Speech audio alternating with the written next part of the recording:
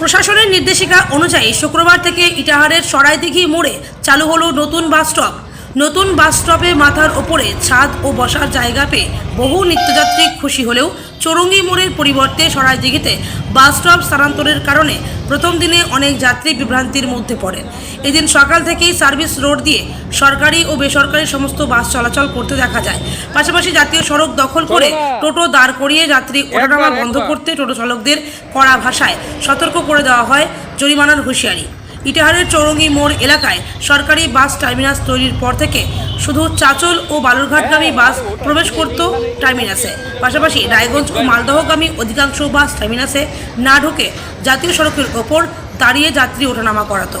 এর ফলে একদিকে যেমন যানজট তৈরি হতো, অন্যদিকে দুর্ঘটনার আশঙ্কাও ছিল প্রবল। বর্তমানে বিজেপি সরকার গঠনের পর হাইওয়ে কর্তৃপক্ষের তৎপরতায় প্রশাসনিক বৈঠকের মাধ্যমে জেলা পুলিশ প্রশাসন জাতীয় সড়কে অবৈধ পার্কিংয়ের ওপর নিষেধাজ্ঞা জারি করে। সেই নির্দেশিকা অনুযায়ী শুক্রবার থেকে চৌরঙ্গি মোড়ের পরিবর্তে সরাইদিঘি মোড়ে চালু হলো নতুন বাস স্টপ। হ্যাঁ, শিবু। কোথায় বাড়ি? আমার বাড়ি হচ্ছে বিহারে। শিবু কি? রায়। এখানে কোথায় এসেছিলেন? হ্যাঁ, আসি আমি কুরমানপুরে আসছি, ডাক্তারখানে যাবো এখন রায়গঞ্জ। আগে কোথায় বাসে উঠতেন? আমি তো এটারে চৌরাস্তায়। চৌরাস্তা। তো ওখানে সমস্যা কি হতো? অনেক সমস্যা, এই রোদের মধ্যে দাঁড়ানো হতো, বৃষ্টির মধ্যে দাঁড়ানো হতো, রাস্তায় দাঁড়াতে হতো। ওখানে অসুবিধা হচ্ছে, বাস জ্যাম থাকতো। এখানে আজকে থেকে চালু হলো, এখানে কিভাবে দেখছেন বিষয়টা? এখানে বিষয়টা বেশ ভালো আছে, ছায়া আছে, ফাঁকা জায়গা। ফাঁকা জায়গায় কোনো অসুবিধা নেই। আমার নাম রহিমা খাতুন। কোথায় বাড়ি? বাড়ি কালামাটি সৈয়দপুর। কোথায় যাবেন? যাবো আমি রায়গঞ্জে।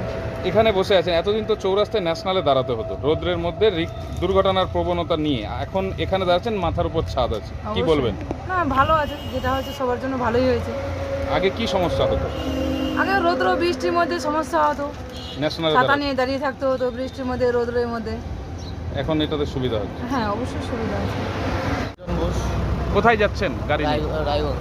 আপনি কি গাড়ি চালক? হ্যাঁ, তো আগে যেখানে দাঁড়াতো ওখানে কি সমস্যা হতো? সমস্যা একটু যানজট হতো, এদিক থেকে কেউ চলে আসতো, অন্য গাড়ি বেরোতে অসুবিধা। এখন এখানে সুবিধা হচ্ছে? এখন এখানে সুবিধা হচ্ছে, ভালো হচ্ছে বিষয়টা। এখানে ভালোই আছে, দুর্ঘটনাও কম হবে, সব কিছুই কম হবে, যানজটও কম হবে। তা আপনারা বাস চালক হিসাবে ঠিক আছে বিষয়টা? ঠিক আছে। আমার নাম বিপু সাহা। কোথায় যাবেন? আমি মালদা যাবো। এখানে আজকে থেকে নতুন চালু হলো বাস স্টপ। আগে তো চৌরাস্তায় ছিল, ন্যাশনালে দাঁড়াতে হতো, রোদ্রের মধ্যে দাঁড়াতে হতো, সেট ছিল না। এখানে একটা সেট আছে, ধীরে ধীরে আরো হবে। বসার জায়গা আছে, গরমের মধ্যে ওখানে রোদ্দুরে দাঁড়ায় থাকতে হতো। অনেক সময় আমরা একটু বয়স্ক মানুষ অসুস্থ হয়ে পড়তো।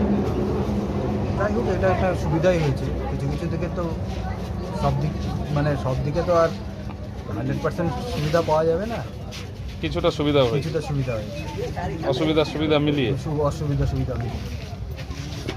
আমার নাম অভিজিৎ আচার্য। আপনি কি দায়িত্বে আছেন? আমি ইন্ডাস্ট্রিতে সার্ভিস করি। আজকে এখানে দাঁড়িয়ে আছেন কেন? আমাদের গত পরশুদিন প্রশাসন থেকে সব বাস মালিক অ্যাসোসিয়েশন প্লাস আমাদের উত্তরবঙ্গ রাষ্ট্রীয় পরিবহন সংস্থার সাথে মিটিং করেছে প্রশাসন। মিটিং করে এই যে চৌরাস্তায়, আমাদের ইটাহার চৌরাস্তায় যানজট হচ্ছে, তো সেই যানজট মুক্ত করার জন্যে একটা সিদ্ধান্ত গ্রহণ করা হয়েছে যে এই সরাইদিঘি পাড়ে বাস স্ট্যান্ড আগে থেকেই ছিল, বাস স্টপ আগে থেকেই ছিল, তো সেই বাস স্টপটা আজ থেকে চালু করা হলো। এখন থেকে আপ অ্যান্ড ডাউনে সরাইদিঘিতে বাস দাঁড়াবে। সেই জন্য আমরা রায়গঞ্জ ডিপো এনবিএসটিসি থেকে আমরা কয়েকজন দেখাশোনার জন্য আছি, যাতে কোনো যানজট না হয়, কোনো সমস্যা পাবলিকের না হয়। আর পাশাপাশি আমাদের যে সরকারি বাসগুলো বাইরে থেকে আসছে, তারা তো এই জায়গাটা চেনে না, তাই তাদেরকে পরিচয় করার জন্যে, পরিচয় করিয়ে দিয়ে এই জায়গাটার সাথে পরিচয় করে দেওয়ার জন্য আমরা রায়গঞ্জ ডিপো থেকে ডিউটিতে আছি। তারা তো হ্যাঁ, ওখানে আগে ন্যাশনালে দাঁড়াতো, ওই যানজট সৃষ্টি হতো, দুর্ঘটনার সম্ভাবনা প্রচুর ছিল। ওই জন্য প্রশাসন আর থেকে সিদ্ধান্ত নেওয়া হয়েছে যে এখন থেকে এখানে বাস দাঁড়াবে। তো উদ্যোগটা কি কেমন? উদ্যোগ খুব ভালো উদ্যোগ। এই জায়গাটা ফাঁকা জায়গা, দুর্ঘটনার সম্ভাবনা খুব কম, মানুষেরও সুবিধা হবে, ভালো হচ্ছে। হ্যাঁ, এটা খুব ভালো হতো।